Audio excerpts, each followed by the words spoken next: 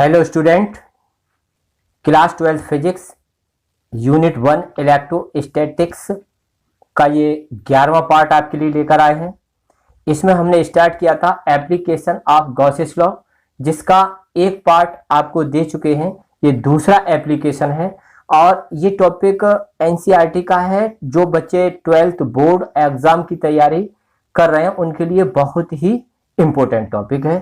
तो आज हम आपको बताने वाले हैं electric field due to a uniformly charge infinite plane sheet. तो स्टार्ट करते हैं। तो देखो, electric field due to a uniformly charge infinite plane sheet. ये यहां पर ये फिगर में एक प्लेन शीट को दिखाया गया है जिस पर प्लस क्यू चार्ज दिया गया है। ये uniformly charge infinite plane sheet है। देखो, इसका साइज इनफाइनाइट है। इट मीन्स अगर आप ऊपर देखेंगे तो ऊपर भी इनफाइनाइट, इधर इनफाइनाइट, कहां तक ये बढ़ रही है? इनफाइनाइट। तो इसमें प्लस क्यू चार्ज डिस्ट्रीब्यूट किया गया है। इस चार्ज से इस शीट के अराउंड जो इलेक्ट्रिक फील्ड बनेगा, उस इलेक्ट्रिक फील्ड को फाइंड करना है यूजिंग गॉसेस थ्योरम। जो गॉस थ्योरम का यूज करके उस इलेक्ट्रिक फील्ड को फाइंड करना है। आप यहां देखिएगा, यह बात आ चुकी है कि इसका जो साइज है वो इनफाइनाइट है। इसमें प्लस क्यू चार्ज डिस्ट्रीब्यूट किया गया है।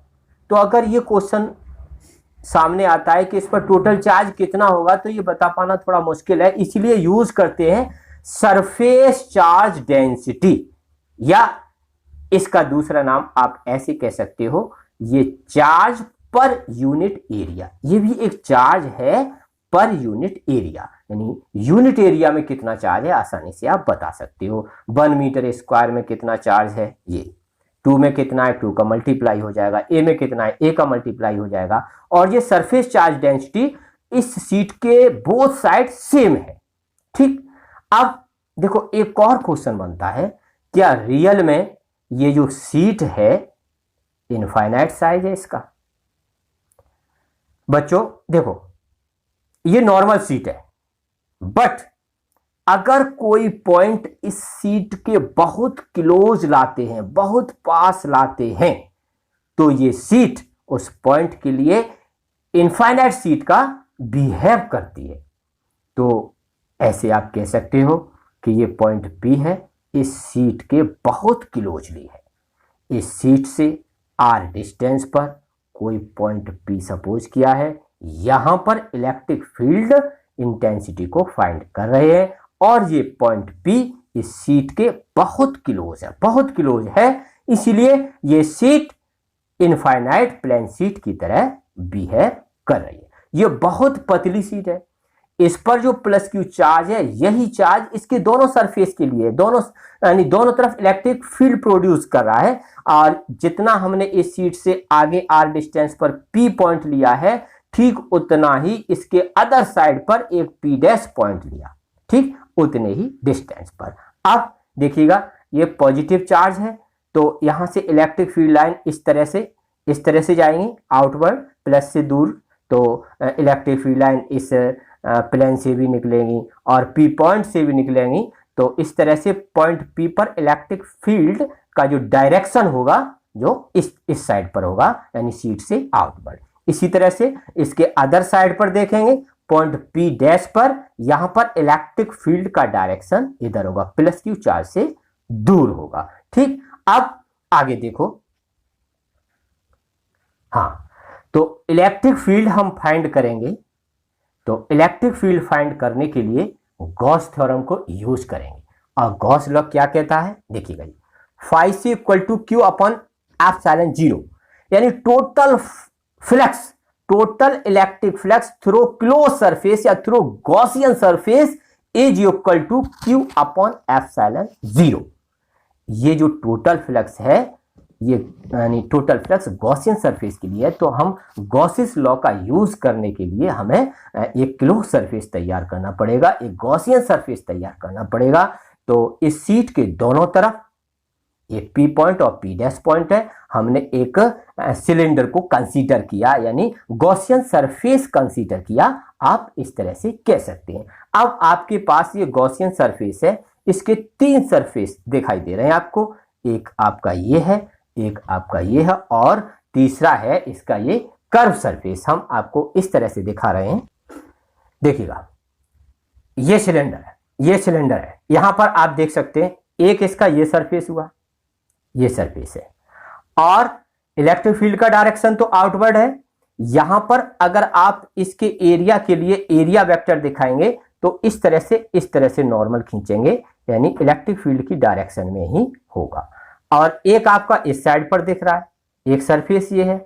इसी तरह से इस सरफेस के लिए आपका यानी नॉर्मल खींचेंगे एरिया वेक्टर, तो वह इस साइड पर होगा। और तीसरा ये आपका कर्व सरफेस दिख रहा है, ये जो दिख रहा है ना, ये कर्व सरफेस है। अब कर्व सरफेस पर आप देखेंगे यहां पर किसी भी पॉइंट पर हमने अगर एरिया वेक्टर लिया तो वो एकदम परपेंडिकुलर होगा, इस तरह से ऊपर की ओर होगा, इस तरह ऊपर की ओर होगा। तो यहां पर इलेक्ट्रिक फील्ड का डायरेक्शन और ये एरिया वेक्टर का डायरेक्शन एक दूसरे के परपेंडिकुलर होंगे। तो फर्स्ट, सेकंड, थर्ड, ये तीनों सरफेस के लिए इलेक्ट्रिक फ्लक्स निकालेंगे, उसका टोटल करेंगे, वो आपका होगा total electric flux through Gaussian surface. तो सॉल्व करते हैं, इस सरफेस के लिए निकालते हैं। ये सरफेस S1 सपोज किया है, ये वाला सरफेस, तो ये φ1 है, electric flux link with surface S1। तो ये होगा वही formula, surface integral E dot D A, ये इलेक्ट्रिक फ्लक्स। इससे पहले वाले वीडियो बहुत कई बार ये निकाल चुके हैं, आप उन्हें भी देख लेना, कोई दिक्कत नहीं होगी। S1 E dot D A, इसको आप ऐसे लिख सकते हो, E डी ए और कॉस ऑफ थीटा। यहां पर थीटा की वैल्यू देखो, देखो इस सरफेस के लिए इलेक्ट्रिक फील्ड का डायरेक्शन, एरिया वेक्टर का डायरेक्शन दोनों सेम डायरेक्शन में है, तो angle between E and D A कितना होगा, 0 डिग्री। तो कॉस थीटा, यानी थीटा की जगह 0 लगाएंगे, और E तो कांस्टेंट है, बाहर निकालो S1 और DA और कॉस 0, कॉस 0 की वैल्यू 1 होती है। तो इस तरह से ये आपका बना, यानी DA इंटू 1। अब यहां पर ये इतना पोर्शन आपको दिख रहा है, ये एरिया है, एरिया किस सरफेस का, S1 का। तो इसका एरिया देखो, सबका एरिया A ही सपोज किया है, इस सरफेस का एरिया A और यहां पर भी A, तो उस पूरे की जगह हम क्या लिखेंगे, A। तो ये आपका बना φ1, इक्वेशन नंबर फर्स्ट। φ1 है electric flux link with surface S1, इसके लिए। अब इस सरफेस के लिए लेते हैं S2 सरफेस के लिए आप φ2 सपोज कर लो, ये आपका इलेक्ट्रिक फ्लक्स है लिंक विद सरफेस S2, इस सरफेस के लिए इसका भी एरिया A है। पहले की तरह निकालेंगे, S2 surface integral E dot DA, आप इसे ऐसे लिख सकते हो, सरफेस इंटीग्रल, ये सेकंड सरफेस के लिए इसलिए S2 लिखा है, E DA और कॉस थीटा, थीटा की वैल्यू 0। यहां पर भी आप देखेंगे इलेक्ट्रिक फील्ड का डायरेक्शन, एरिया वेक्टर का डायरेक्शन दोनों सेम डायरेक्शन में है, तो angle between E and DA that is theta equal to 0। तो आगे बढ़े, देखो सरफेस इंटीग्रल E और DA कॉस 0, कॉस 0 की वैल्यू होती है 1।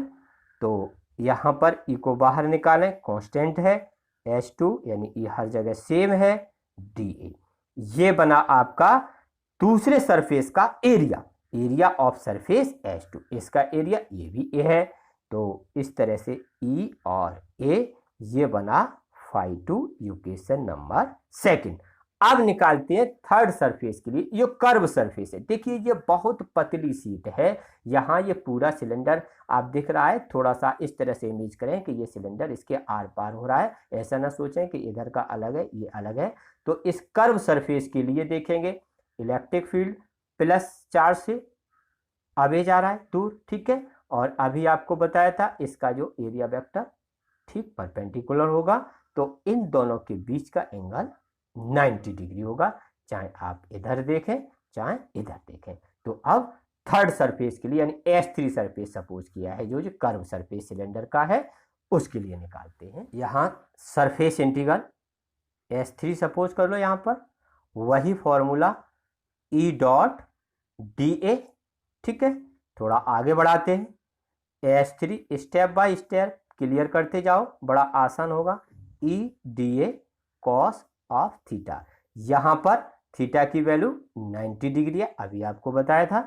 तो इस तरह से S3 E dA into cos 90, और कॉस 90 की वैल्यू 0 होती है, ये आप याद रखना, इसकी वैल्यू 0। तो इस तरह से आप देखेंगे E और dA इंटू 0, तो पूरा ही 0 हो जाएगा। तो ये कर्व सरफेस के लिए कितना निकला? 0। अब निकालते हैं total electric flux through Gaussian surface की। हाँ, तो देखें ये टोटल इलेक्ट्रिक फ्लक्स है, तीनों सरफेस को ऐड कर दो। ये आपने निकाला था E इंटू ए, इसको भी निकाला है अभी सेकेंड इक्वेशन में, ये आपका 0 है। इस तरह से क्या बना? 2EA, ठीक है। ये आपका phi c है। अब यहां गॉस लॉ को यूज करेंगे, तो गॉस लॉ क्या कहता है? Total electric flux through Gaussian surface is equal to Q upon epsilon naught. तो ये phi c की वैल्यू यहां लगाते हैं, कितना होगा? Q upon epsilon naught equal to 2EA। अब थोड़ा सा और सॉल्व करो। हाँ देखें, अब यहां पर ये सरफेस चार्ज डेंसिटी यूज कर दो, Q अपॉन A। ये चार्ज होता है पर यूनिट एरिया, तो क्रॉस मल्टीप्लाई करेंगे तो Q कितना हो जाएगा? Sigma A। ये आपका A एरिया में कितना चार्ज है वो बना, तो Q की वैल्यू आप ये लगा दो यहां पर, तो sigma A upon epsilon naught equal to 2EA। A से A कैंसिल हुआ, इसका क्रॉस मल्टीप्लाई कर दो या 2 को नीचे भेजो, सीधा सीधा E आपका बना सिग्मा अपॉन 2 एप्सिलॉन 0। बच्चों ये पॉइंट यहां याद रखना, कभी कभी ये पूरा आर्टिकल ना पूछ के शॉर्ट क्वेश्चन में ये पूछ लिया जाता है। सिग्मा यानी charge per unit area, surface charge density, इसका यूनिट होता है कूलम पर मीटर स्क्वायर होता है। हाँ, कुछ ये पूछ सकते हैं। इलेक्ट्रिक फील्ड फाइंड हुआ जो आपको निकालना था। अब हम आपको नोट्स लिखने के लिए देते हैं, तो देखें जो आपको अभी कराया था, electric field due to a uniformly charge infinite plane sheet, ये फिगर है, सब कुछ बस है। आप अच्छे से लिखो। यहाँ पर थोड़ा लैंग्वेज डाल दिया है, देखिए लैंग्वेज सिर्फ इस कंसेप्ट को समझने के लिए, फिगर को समझने के लिए है। आप बहुत ही सिंपल लैंग्वेज है, कहीं आपको किसी तरह की दिक्कत नहीं होगी, ज़्यादा लैंग्वेज नहीं लिखा गया है, आप अच्छे से कर सकते हो। कैलकुलेशन वही है जो हमने आपको बताया पहले। सरफेस के लिए electric flux link with surface S1, सब कुछ वही है, बस आप अच्छे से लिख लो, आपके नोट्स अच्छे से बन जाए, इसीलिए हम आपको ये दिखा रहे हैं। तो आगे बढ़ें। हाँ, आगे ये देखें। तो बच्चों नोट्स बनाने में आलस नहीं करना, ये टॉपिक NCERT का है, कई बार बोर्ड में CBSE बोर्ड में पूछा गया है, इसमें से क्वेश्चन पूछे जाते हैं। और ये एप्लीकेशन ऑफ गॉसेस लॉ, इसमें जो भी आर्टिकल 3-4 आर्टिकल बनते हैं उसमें से एक क्वेश्चन 100% आता है। तो इस टॉपिक को आप बहुत अच्छे से कर लें, अच्छे से कंसेप्ट को तैयार करते जाएं और नोट्स अवश्य बनाएं अगर आपको अच्छे मार्क्स लाना है, नहीं तो एग्जाम के टाइम आप बहुत डिस्टर्ब हो जाएंगे, आपके पास नोट्स नहीं होंगे तो। और नोट्स अपने हाथों से ही लिखें। आगे देखें, तो धीरे धीरे लिखते जाएं। आगे ये यहाँ टोटल फ्लक्स निकाला है, ठीक है। EA निकला था, ये 0 निकला था क्योंकि 90 डिग्री E और DA के बीच का एंगल था, इस तरह से ये निकल के आया आपका। इसका यूनिट होता है न्यूटन पर कूलम। तो आगे देखें, कुछ ये नोट पॉइंट है, इसको भी आप देख लें। देखो सरफेस चार्ज डेंसिटी सिग्मा से नोट करते हैं, या इसका दूसरा नाम है charge per unit area, sigma Q upon A formula होता है। ये पूछा गया था बोर्ड में, बहुत शॉर्ट क्वेश्चन में पूछ लिया जाता है, कूलम पर मीटर स्क्वायर। और ये दूसरा, in this case plane sheet of charge the same charge so up on its two side. वो सीट बहुत पतली है, जो प्लस क्यू चार्ज है वो दोनों तरफ शो हो रहा है, दोनों तरफ वही चार्ज दोनों साइड के लिए है। और यहाँ पर आप देखें ये आपका फॉर्मूला निकल के आया था E इक्वल टू सिग्मा पर 2 एप्सिलॉन 0। यहाँ पर आर की कहीं भी चर्चा नहीं हो रही कि सीट से आर डिस्टेंस पर जो इलेक्ट्रिक फील्ड फाइंड किया था, तो इट मीन्स इलेक्ट्रिक फील्ड है उस डिस्टेंस पर डिपेंड नहीं करता, यही इस नोट पॉइंट में बताया गया है। तो बच्चों आपको हमारा ये वीडियो कैसा लगा, कैलकुलेशन कैसी लगी कमेंट में ज़रूर बताएं। अगर अच्छा लगा तो लाइक करें, अपने नोट्स बनाते जाएं, दोस्तों को शेयर करें। हमारे साथ जुड़े रहने के लिए चैनल को सब्सक्राइब करें और बेल आइकन को प्रेस कर दें, जिससे आने वाले हर नई वीडियो की नोटिफिकेशन आपको मिल जाए।